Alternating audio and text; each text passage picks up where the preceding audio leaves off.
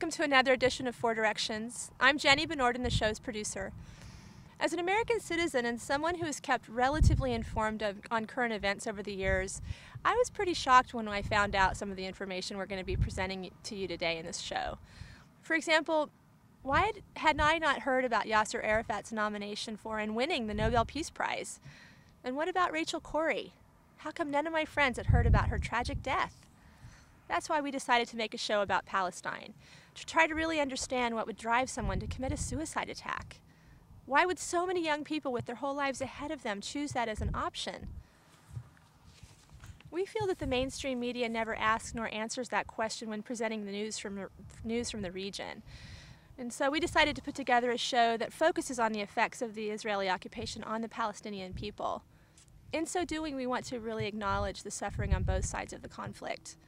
But let's start in the south to see life inside the Palestinian territories. Welcome to our panel discussion about the Palestinian people. I am David Zalatimo, the host for this discussion, and I am a Palestinian American. I am proud to introduce our guests for this discussion. Dr. Khalil Barhoum, coordinator of African and Middle Eastern languages and literatures at Stanford University. Dr. Barhoum is a Palestinian.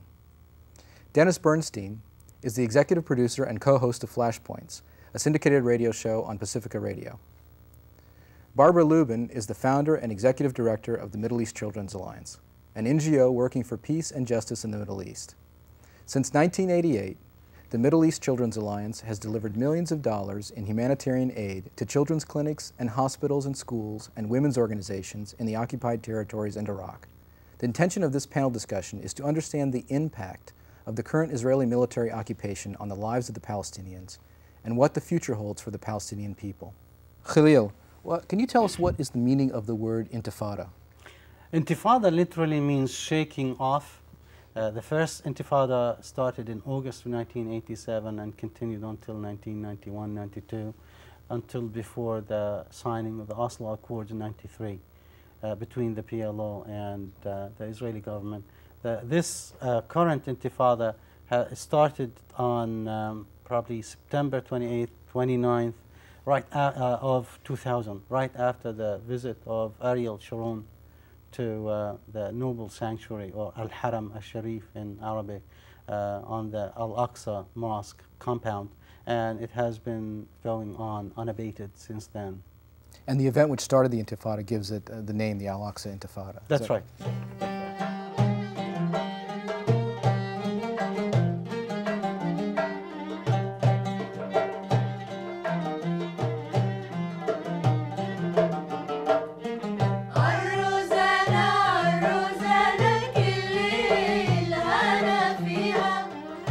Now, the Israeli military has created hundreds of roadblocks and checkpoints throughout the West Bank and Gaza, and they maintain these checkpoints throughout the territories.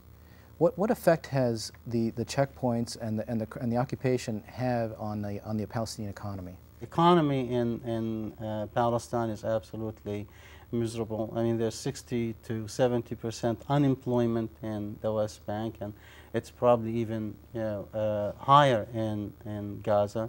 A lot of people are under the poverty line in Gaza. It's even worse than in the West Bank.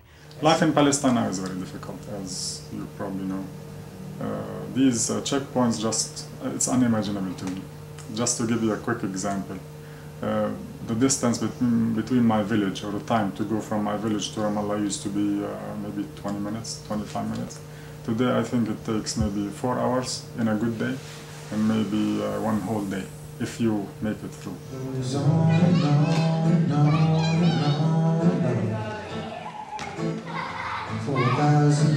Michael Franti of Spearhead is a singer, songwriter, activist, and poet. We were able to catch up with him at the Fillmore Theater in San Francisco to ask him about his recent trip to Palestine and Iraq.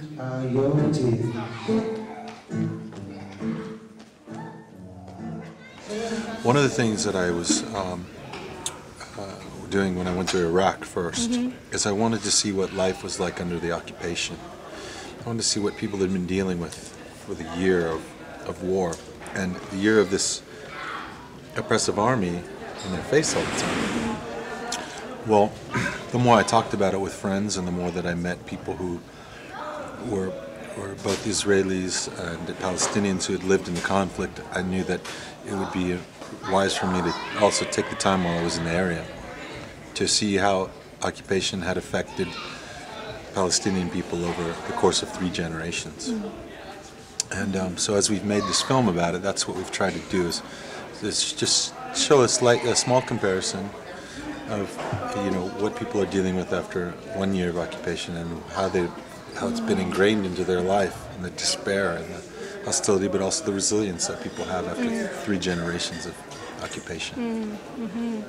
I was born in the town of Rafah in Gaza Strip, and it is in the southern part of Gaza Strip, bordering Egypt, and that's where most of the demolishing of the homes happens most of the time. They wanted to clear that area where the border is, so they have a clear vision of the whole area. And I mean the Israeli troops. My family house was demolished a few months ago. As a result, they had to move to elsewhere to live for some time temporarily, and then moved into a new home. Gaza Strip is a very small town. I don't know how much you know about it, but it's a really small town. It's about 35-40 miles long and probably 10 miles width. So, and this they say it's a bigger prison that all Gaza people, about 1 million, live in there. Was your family given notice that their house would be destroyed? Very short notice. It's usually a couple of hours. And were they given a place to relocate to? No, they have to find a place to live that night. They were sheltered at other people's homes. They weren't able to take anything, clothes, anything in the house. Everything was demolished altogether. And this was in the same neighborhood that Rachel Corrie was trying to protect houses? The same neighborhood. It's the border of Egypt and Palestine. Rachel Corrie was a young American woman from Washington State who was killed by an Israeli bulldozer while attempting to protect Palestinian homes in Rafah from demolition.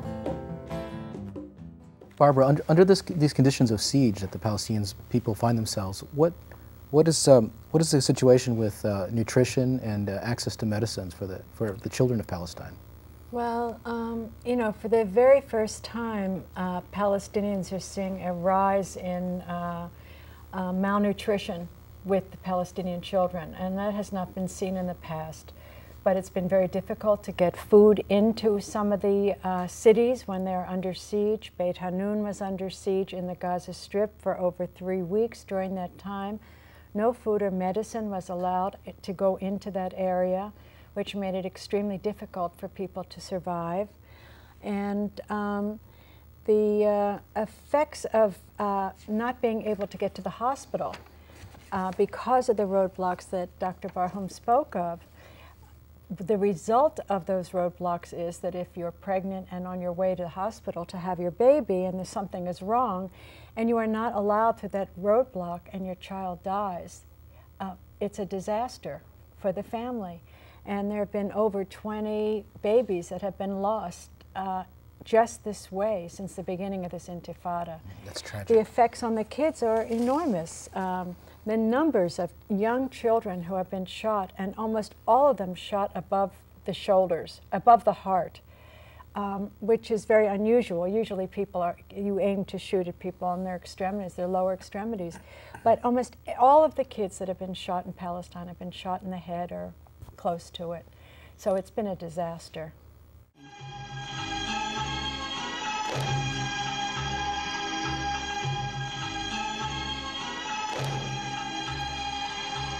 ليش اللي بيجمعنا كلنا في مركز إبداع القضية، قضيتنا كلنا لاجئين، إحنا كلنا من قرى متعددة من فلسطين.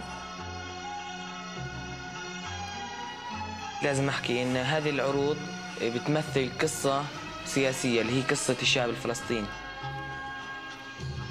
أنا أرقص، بشعر حالي يعني بحريتي الكاملة، بشعر حالي بعبر عن إشي داخلي، إشي جواي، إشي بدي أحكي للناس بس بواسطة حركات بسويها.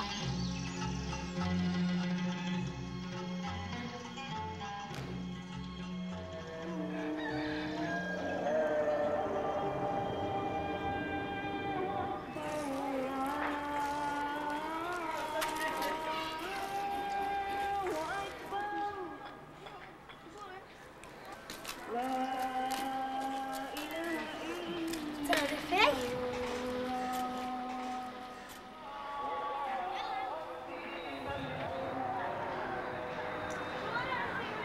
منار فرج، كنت في مخيم دهيشة للاجئين.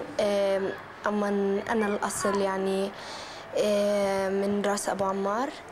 في جواي أمل أو إني أرجع لبلدي. في جواي إشي بحكي لي ناضلي، إشي بحكي لي كافي عشان ترجع لبلدك، إشي بحكي لي وصلي صوتك لكل العالم عشان يعرفوا شو هم اللاجئين، شو هو مخيم دهيشة أو فلسطين بشكل عام، يعني شو هي القضية تبعتنا.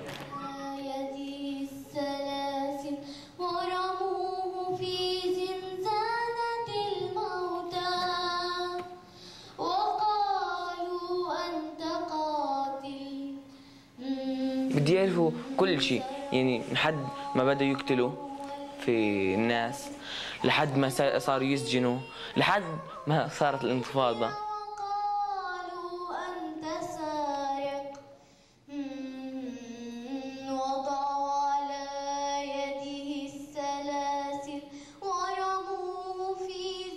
فهم بدهم يشوفوا هذا يتأكدوا. أنا زي ما أنا بفكر إن الأجانب بشوفهم بيجوا يتأكدوا من الأشياء اللي بتصير. هل إحنا اللي الظالمين ولا المظلومين؟ So what comes to mind when you hear the word Palestine? Tremendous struggle, lots of inequities, lack of understanding, I think, the people that are there, and unwillingness to compromise. I think those are the thoughts that come first to mind. I have been going to Israel since I was 16. I'm Jewish American, so I always had a very strong relationship with Israel and felt very connected to that place and to the people and the land. And I studied there when I was 20 and met some Palestinians who I was studying with, and they were kind of my first insight into a history that was part of my history that I hadn't ever really learned about before. And since that time, I've really been trying to learn more about what's going on. And I think in 2001, I went into the West Bank for the first time on a fact-finding delegation with the Fellowship of Reconciliation, and met with Israeli and Palestinian peace and human rights organizations, and was really inspired mainly by everyone that I met was really inspiring, because I felt that they were actively trying to shape a better future than what was going on. So this was, a year after the Intifada started, and they didn't want to see the violence, whether it was from the Israeli military or from the suicide bombings. It was people that chose to work together or work in their independent communities to sort of shape a nonviolent future based on human rights, based on justice. And I met Hassan Andoni, who is one of the founders of ISM, and it was just right before ISM had its first group of internationals come over, and they were talking about it, and I thought, wow, that's really neat. Because I was just going to find out information and to meet with these groups, but ISM was actually confronting the occupation, which was something that takes a lot of courage, and I didn't think I had it yet.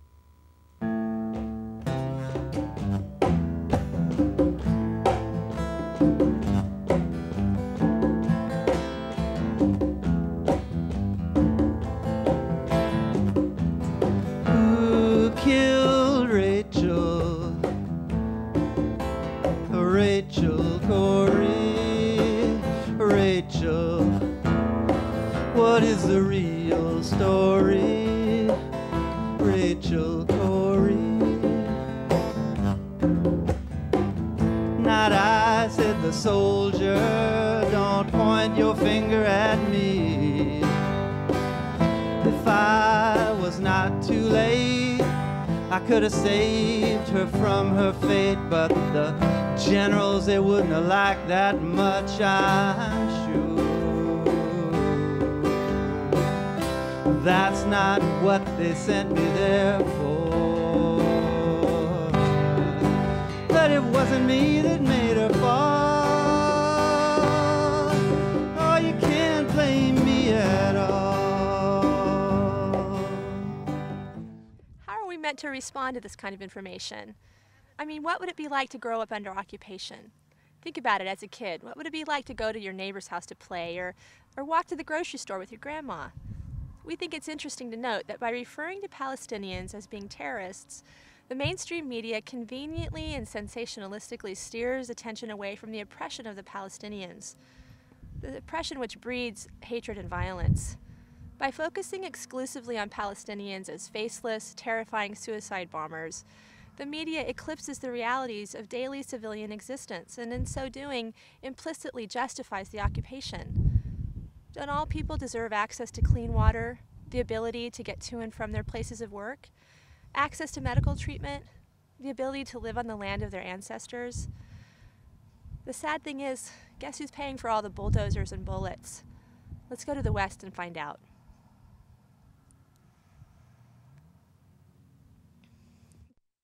Why should Americans care about this? Because Americans are paying for it.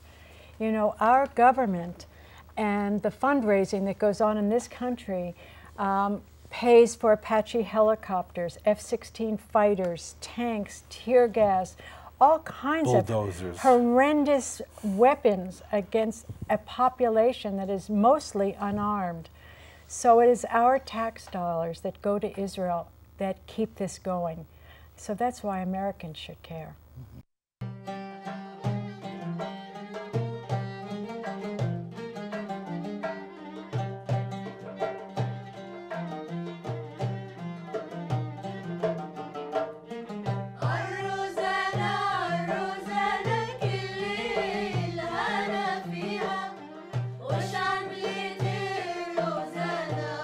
How would you describe the perception that the American public has of the Palestinian people? And what is the role of the media in that perception?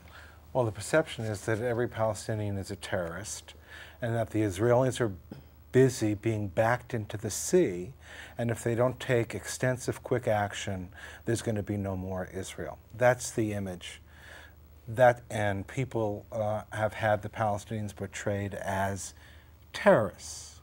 Every Palestinian now, you hear the word Palestinian, it's equated in this country with terrorism. Ariel Sharon has been a master at using the September 11th attacks in this country as a cover for an expanded attack on the Palestinians based on the image and the expanded image of all Arabs, and Palestinians in particular, as terrorists.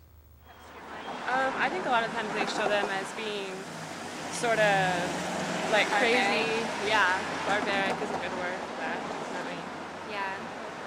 Yes, I think one of the huge successes of the Israeli PR campaign over the years is the fact that they almost always managed to delegitimize the Palestinian leadership, no matter which leadership emerges, whether in 48, 67, after 80s, or even now with Arafat gone.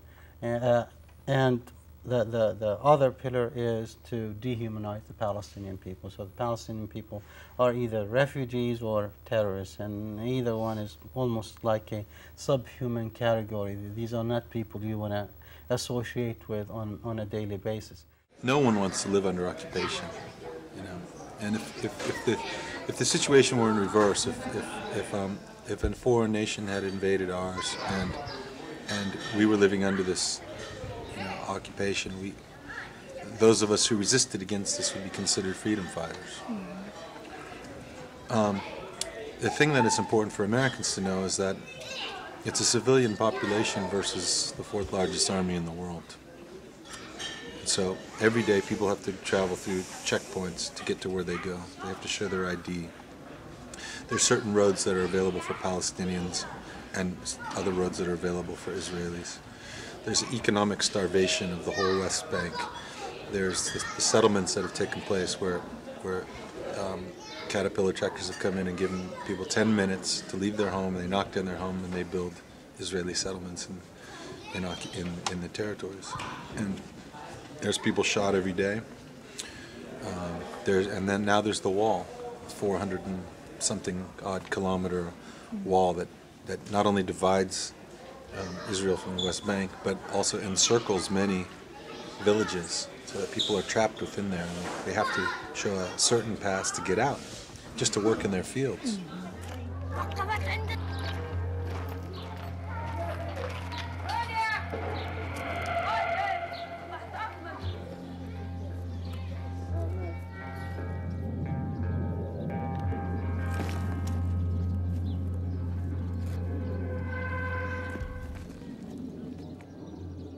صار بينا زي صبرة وشتيلة، لا عنا مي ولا عنا أكل ولا عنا ولا إشي من سبل الحياة اللي تقدر تتوفر للإنسان إنه يعيش. وهاي مثل ما أنت شايف الصورة بتاعته أكبر دليل أو برهان على عملهم. الجثث بالدور انتفخت من الحم، صارها تقريبا 10 أيام. الذبان هيا فايع، مش قادرين نمشي من الريحة. وكل هذا ومآثرين إننا نقعد في بيوتنا بس على الفاضي. يمسوا بالناس دروع بشرية يحتموا فيهم وفوتوا على الدور بالناس المسالمين بس عشان ينحموا. هاي بيجي يهدوا لك هاي الدار حجة إن فيها سلاح، بيجي يهدوا هاي الدار كل يوم بيطلعوا حجة مش عارفين بالآخر شو بدهم يعملوا. إحنا مدنيين وما معنا إشي. إحنا هيانا مثل ما أنت شايفتينا لا معنا سلاح ولا معنا إشي ولا في دورنا حدا، أخواننا كل واحد ببلد ما حدا عارف عن حدا إشي.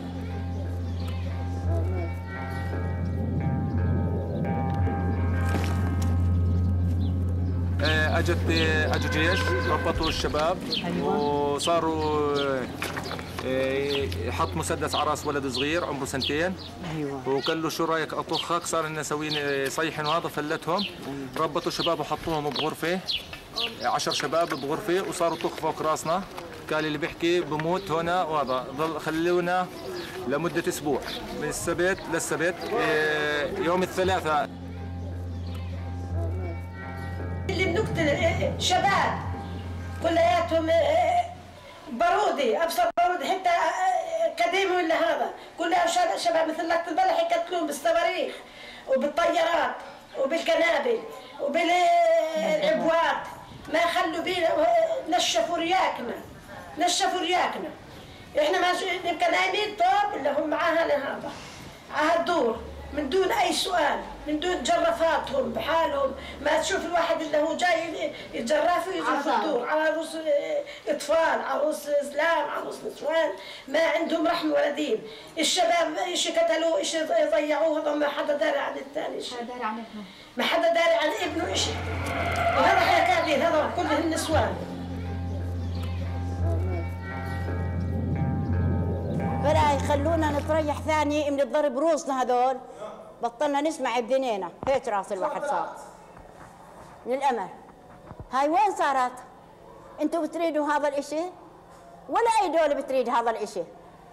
احنا اللي ذقناه الدرس هذا اللي مر علينا الدرس بالحياة ما بننساه الدرس.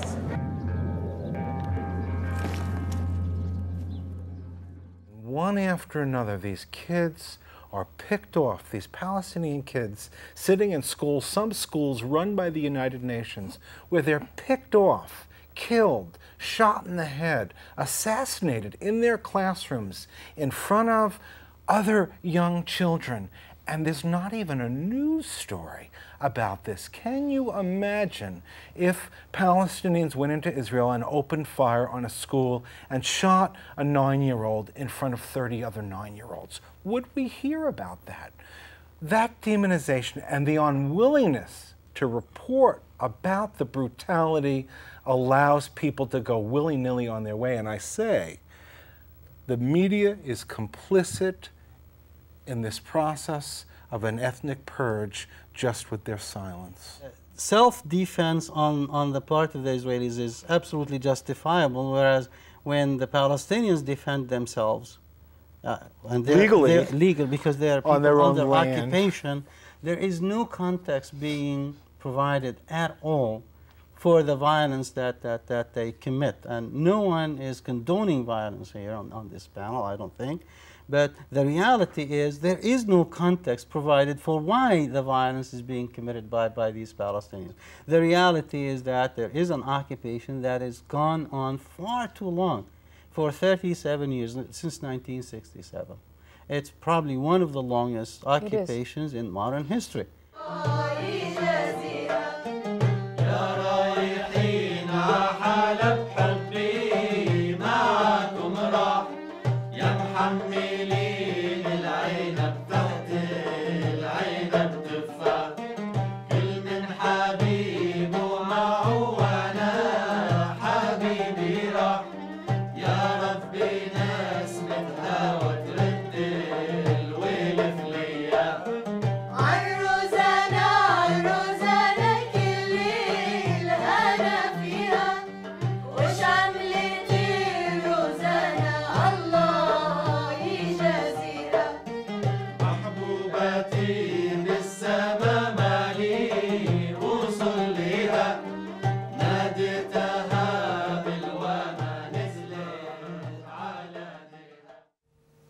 I was tortured for 30 or 43 days, a month and a half. And by the Israeli military? By the Israeli military, in prison. My total imprisonment was 3 months. A month and a half was continuous torture, interrogation with physical pressure. And for what reason did they say? They trying to get me to say that I did this and that. I'm one of the many hundreds of guys in my age at the time, and they arrest randomly at times, and they'll ask you a lot of questions, trying to get you to confess to you know that you have done something, and then you go to prison for a long time. Not us, say the citizens, proclaiming their innocence. Too bad she died that way. She shouldn't have been there anyway. Yes, it's sad for her friends and her family. It was not official policy, and it wasn't us that made her fall. You can't blame us at all. Well, then who killed Rachel? Rachel Corrie, Rachel Corrie.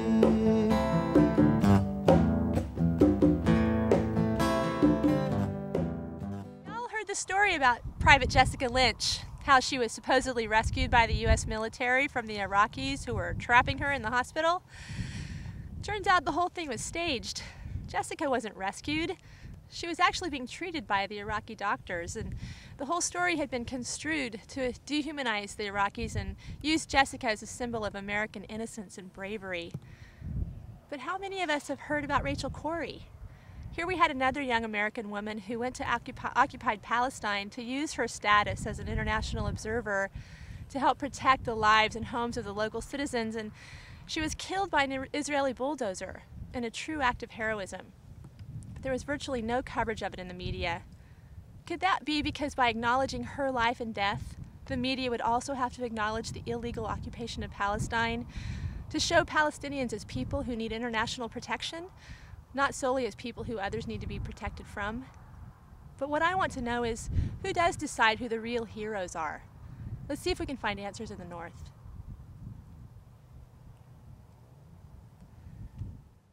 Does the death of Yasser Arafat change the equation at all? Does it really open new opportunities for peace? Does it affect the image of the Palestinians? I don't think Arafat was the issue myself. I mean, no, I don't think what you needed is a change of leadership as far as the world is concerned. What you needed is a change of attitude on the part of the Israeli government and the American administration. They refused to deal with Arafat, who is one of two democratically elected, heads of state in the whole Arab world. So with this administration trumpeting its fondness for democracy and freedoms and all that, it really raises very serious questions in the minds of the Palestinians, the Arabs, all 300 million of them in 22 different countries. not to mention the vast expanse of the Muslim world, and in all kinds of geographic countries, and more than 1 billion of them, about the hypocrisy and the moral bankruptcy of this policy. Arafat was the first Palestinian leader to actually recognize the state of Israel and renounce terrorism and expunge the PLO charter from any references to it, and on and on. Now he's only, I mean, his Nobel Prize for Peace is not remembered. The Oslo Accords are not, exactly mentioned. What's mentioned is the fact that, he's gone. He was an obstacle to peace. And I say to that, fine. If that's the case, then show us. Now this is the real test for the U.S. and the Israeli government to deliver. I think that for a man who was declared totally irrelevant by the American administration and by the Israeli government, Arafat has certainly received a lot of attention. And the reason is he was not irrelevant to his people. Right. His people elected him. His people rallied around him. And the more he was shunned actually by the American administration, the more support he received from his own people.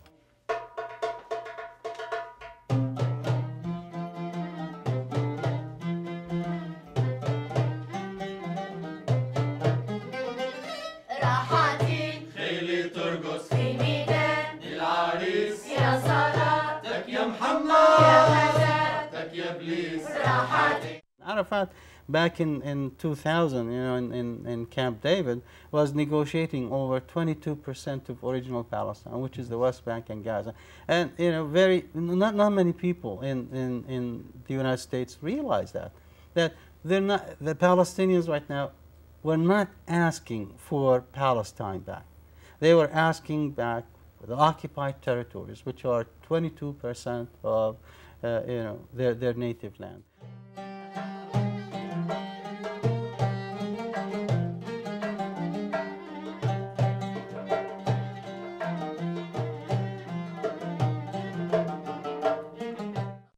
Can peace negotiations really progress without groups like Hamas or Islamic Jihad, as long as those groups are excluded? These groups need to be brought in under the PLO umbrella, because the reality of the PLO structure now is entirely different from when it was formed back in 1964. There was no Hamas, there was no Jihad Islami at the time. It was basically Fatah, which is the main movement within the PLO, which was headed by Yasser Arafat, and then later it was joined by the PFLP and DFLP and others. But right now, this is an entirely different kind of political environment.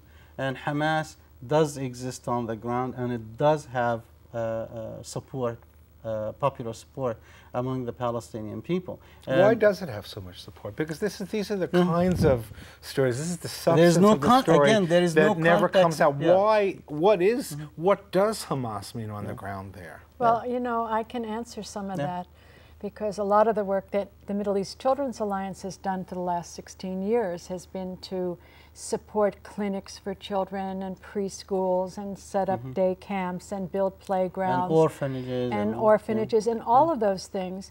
But for all of those years, Hamas has also played a major role in providing that support and building, not with us, but building playgrounds. In other words, major humanitarian work. 97% of their funding goes towards those programs. The other is towards their military operation. And then on the other side, I want people to know that people are living in fear every day in Israel of suicide attacks. And those attacks are, in my opinion, are inexcusable to blow people up, but they're not inexplicable. And that's what we need to begin to understand, is begin to try to understand and explain why it is that someone would be so angry and so desperate that they would strap bombs to their body and walk into a supermarket. It's not just because people are crazy. And that's important for us to understand. And like I said, they're inexcusable, but they're not inexplicable.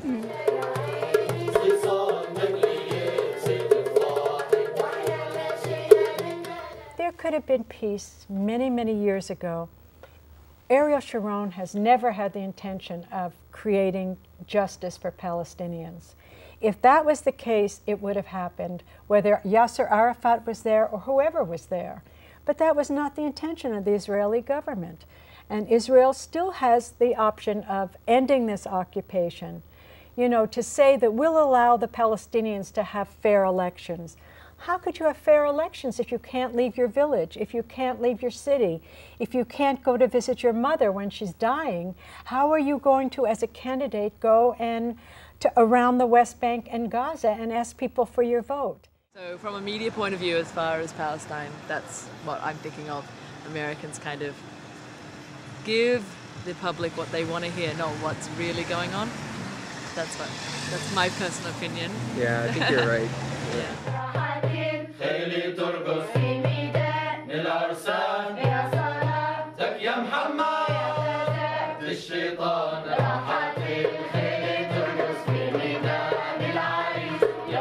You know what?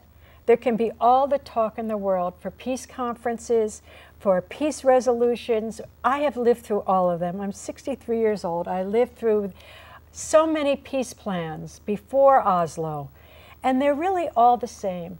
And whatever is going to be discussed is the same.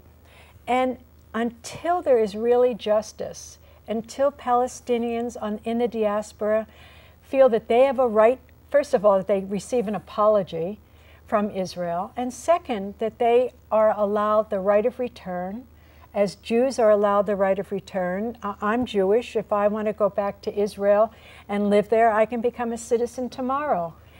You know, I always said, you know, if my family wants the right of return, we'll have to go back to Odessa in Russia, not to Israel. But, you know, if Israel wants it to happen, it could happen tomorrow. If Israel doesn't want it to happen, this will continue on. We, in the demonstration, used to be chased by Jeep, Jeep army passenger carriers. Now kids are being chased by tanks. You will see a tank chasing after a kid or somebody in the street. Just incredible to think about it.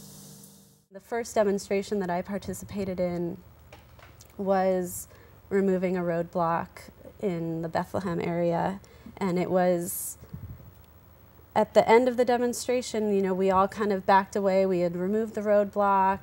We had our little dialogue, the internationals and the Palestinians and the Israeli military. We had spoken with them and explained to them why we removed the roadblock and what we saw as, you know, something that was preventing peace and coexistence and justice, and that was something that we were trying to stand for, and that we saw this roadblock as something that represented everything but that, and that's why we wanted to take it away, and, you know, we kind of walked away.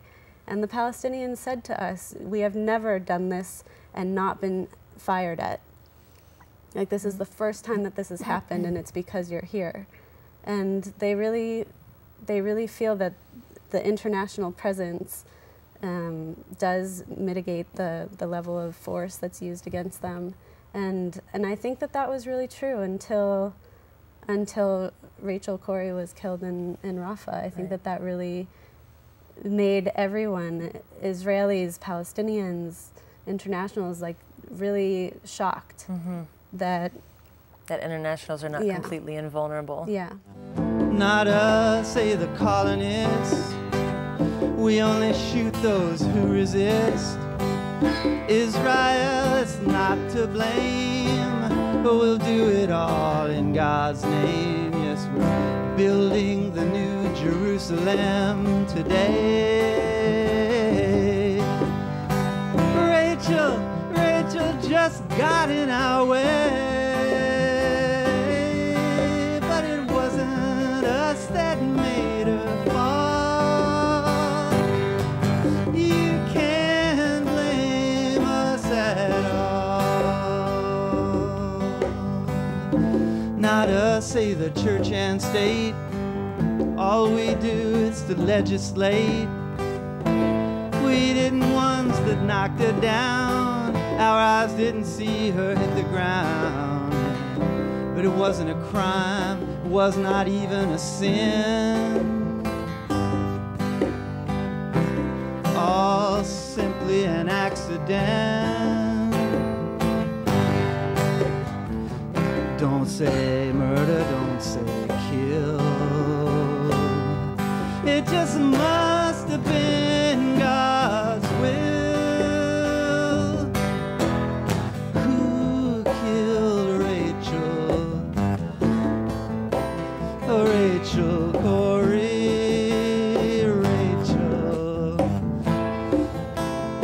Rachel Corrie, Rachel. So why don't we hear from the international solidarity movement in the media? Why don't we hear about Israeli peace movements? Why don't we hear about Palestinian nonviolent resistance? Or all the Israeli defense soldiers who are refusing to serve? When we look at the media, we really need to ask ourselves, whose stories are absent? Whose stories are not being told? What voices and images are we not seeing? Let's go to the East in search of peaceful movements and creative, life-affirming actions.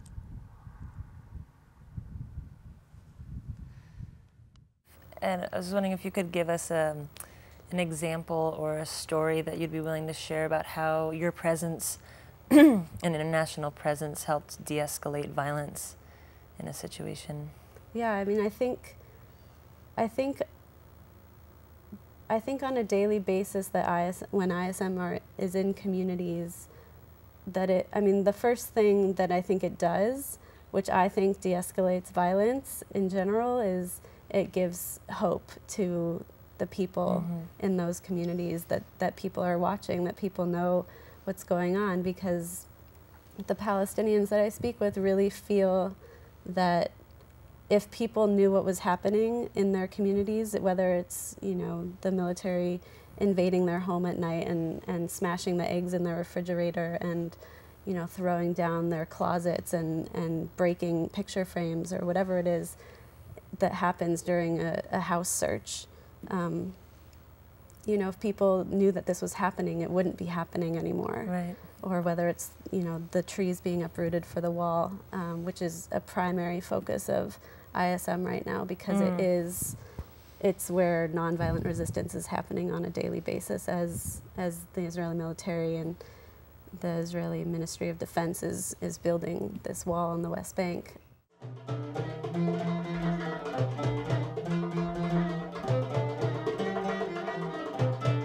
Break the Silence mural project began in 1989 when 4 Jewish American women artists traveled to the West Bank city of Ramallah to paint community murals with Palestinian community members and artists. In 2004, Break the Silence painted murals in the West Bank and Gaza, including a mural on the security wall in Masha.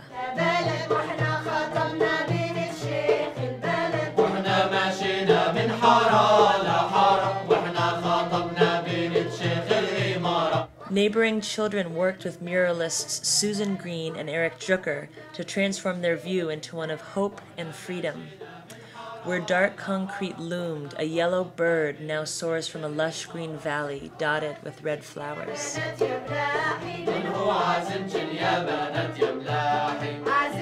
The mural to me is about hope for the future. It's about the power of creativity to change and transform the world. Thank you. You're welcome. Thank you. Susan Green, who is a psychologist along with being a muralist, said that she and the International Women's Peace Service organized the art party because the local children have been so traumatized by their imprisonment and the constant military presence in their home. She says that the mural process enables the children, to some degree, to reclaim and transform their space.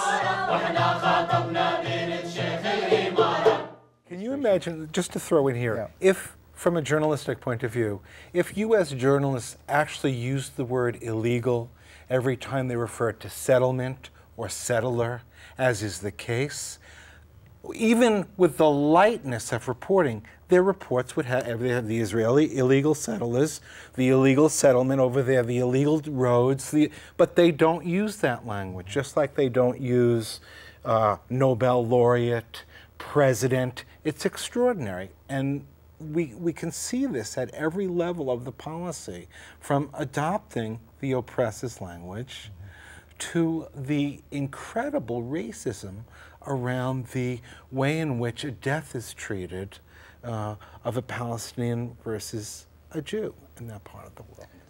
And do you think that such action by the Israeli military is making people more frightened and more afraid to speak out, or is it making people angrier and wanting to retaliate? Well, actually, the second part, people are usually more angry, and they're more likely to want to retaliate when they see that. If somebody beats you up and take over your home, I think the first thing you want to think about is get back to them and try to take your home back. And that's what's exactly happening. Somebody took our home, they beat us up, they come and they constrict our movement inside our own home. And what's the first thing we're gonna think about? To have our freedom. And that's what Palestinians are trying to do, to get our freedom. All my efforts are to support the peacemakers. I don't want to choose sides in the issue. I'm on the side of the peacemakers. They could be Israeli, they could be Palestinian, they could be American, they could be Iraqi or anybody. But those who are interested in creating peace and bringing dialogue and compromise are the people that I'm in support of. Dennis, why should Americans care about this?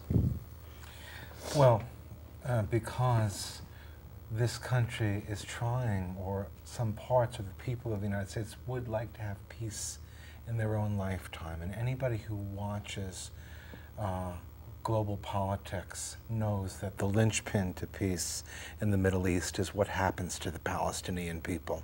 So if people in this country ever want peace and a decent working relationship with the people in this part of the world, they're going to have to figure out a way to treat the Palestinians. And that also means, of course, this country has to develop different relationships with lots of people and lots of countries in the region.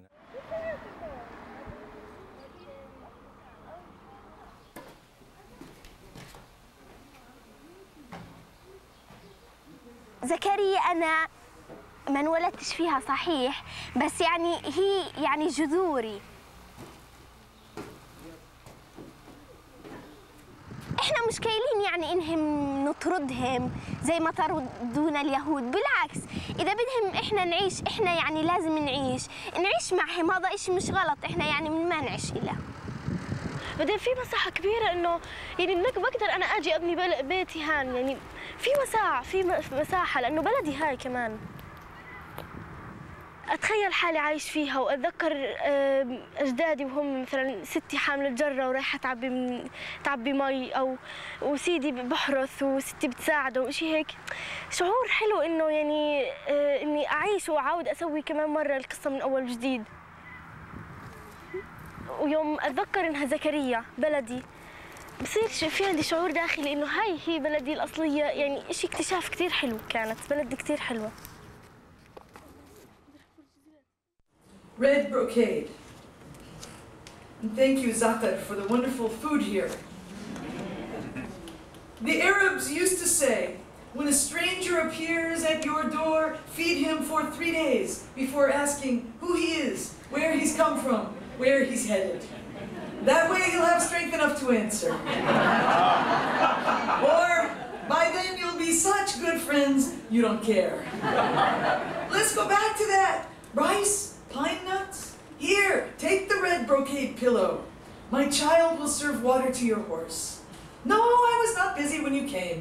I was not preparing to be busy. That's the armor everyone put on to pretend they had a purpose in the world. I refuse to be claimed.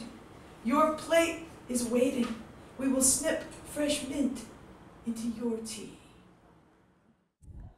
I think that it for me, it's really helped me understand what it means to be a refugee, and that it's been a very hard life, and that although the people that we work with are very happy and loving, they've had to really learn to live in a very harsh world and that they deserve a much better world to live in, and that they are people who know both how to laugh and to love and to fight back, and that it's just deepened my understanding of how to be a loving person who demands a just life. What can people do? What can people who are watching this show, or people who care about this issue, what actions can they take to be involved in this issue? Or Well, you know, I know we all sound like doom and gloom up here. Not me. Well, me. But, you know, there's a lot of exciting things that are happening. You know, for once, we have the majority of people in the peace movement are willing to, in this country, are willing to have a discussion about Palestine. You know, one of the problems in doing the work, peace work, justice work around Palestine and Israel is that you're alone. We've been alone because the movement refused to, you know, to criticize Israel. And that's changing. People like who joined the ISM, the International Solidarity Movement, and go over and can non-violently stand with Palestinians while they harvest their olives. Stand against the wall. A lot of young people and old people are doing that. I mean, there's so many different groups doing work. There's the Christian peacemakers who go there and live in Hebron and take Palestinians to their homes back and forth around where the soldiers are.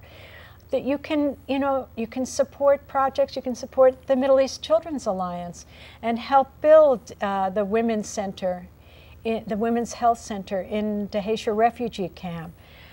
Help sponsor a kid who doesn't have any money to go to school, who doesn't have the money to buy books or to buy a book bag.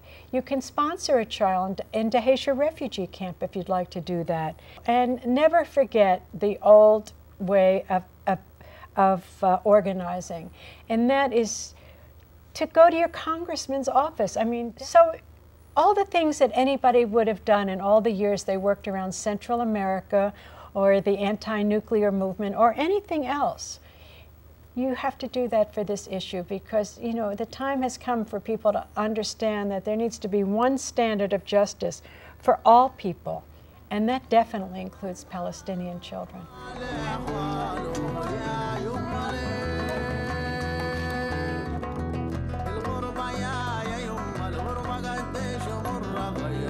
هاي اللي حجتنا إلها هدموها، وين مستقبلنا؟ بدنا نرجع، يعني هم بيعملوا كل هذا عشان يطلعونا من بلادنا، واحنا مستحيل نطلع، بنبني خيمة محل الدار وبنعيش.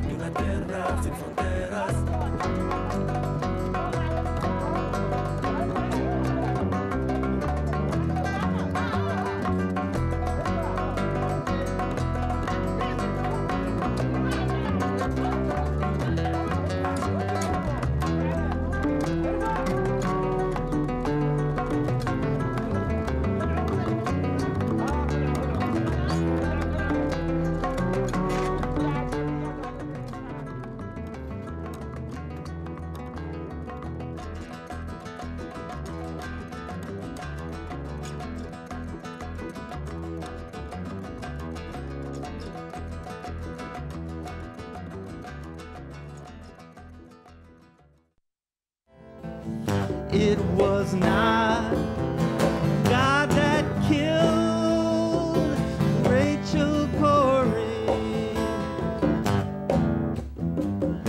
What is the real story? Who killed Rachel? Who killed Rachel Corrie?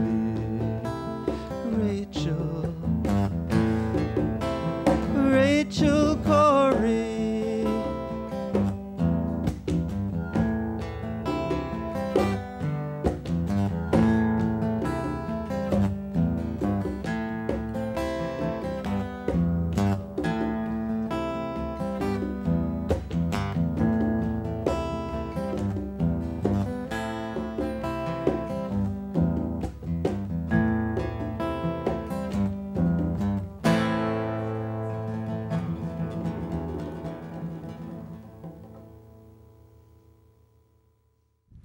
you for joining us for another edition of 4Directions. Peace, shalom, salam.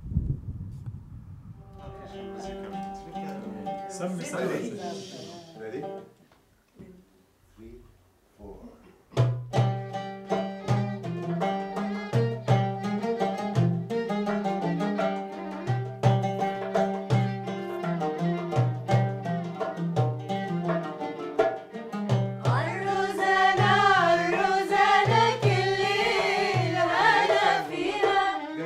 Surprised when you start.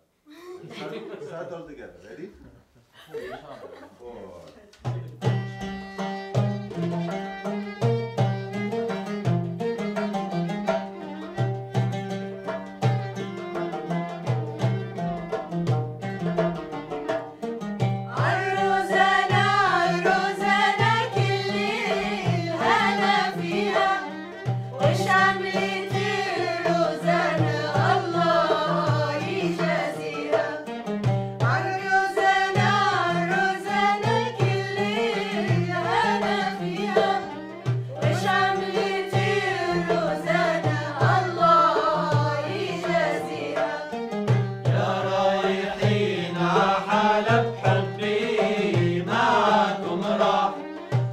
حمي